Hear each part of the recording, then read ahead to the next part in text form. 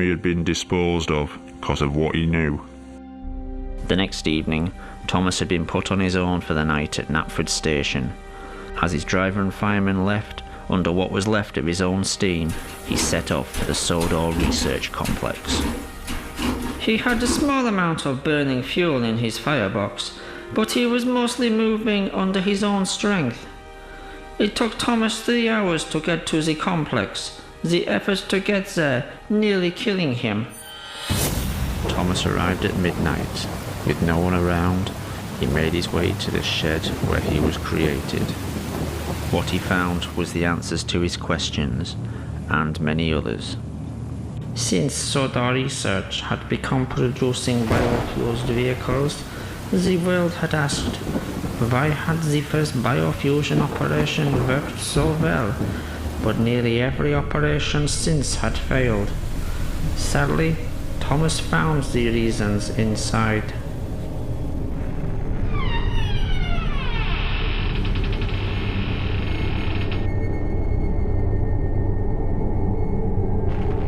Thomas had never been the first operation.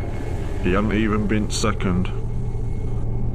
What shed number 17 contained was evidence of several attempts to create a tank engine with Thomas's DNA. These had been early tests made by people with no experience of an experiment on this scale. Ill-planned and unprepared, these procedures had used DNA from the human Thomas and had been as much the real Thomas as the tank engine the world had come to know and love. To us, Thomas the Tank Engine had been the Thomas we all knew as a boy. Part of the family the whole island's population had known and respected since Wilhelm first arrived. In actuality, this tank engine was no more the real Thomas than all the failed creations made over the 12 months before. This Thomas had all the human Thomas's memories and experiences. He had learned what Thomas had learned, known who Thomas had known, but so had all the previous failures.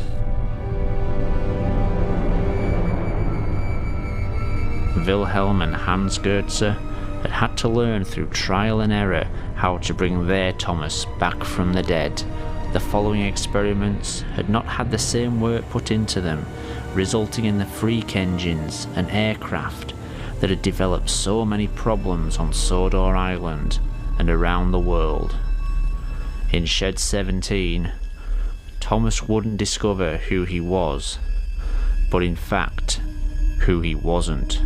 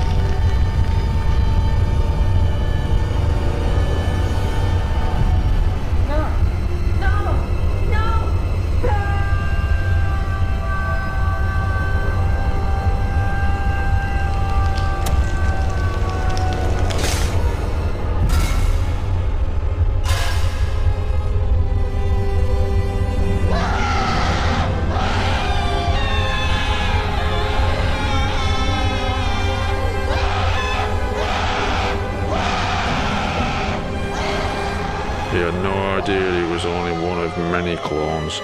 None of us did.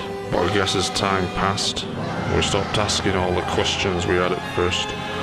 We were just glad our friend was back with us. He could work for us. He became our servant in a way. Someone who drew in the crowds, helped create jobs, was eager to work. Thomas always thought of us as his friends. Sadly, over time we came to think of him as just really useful.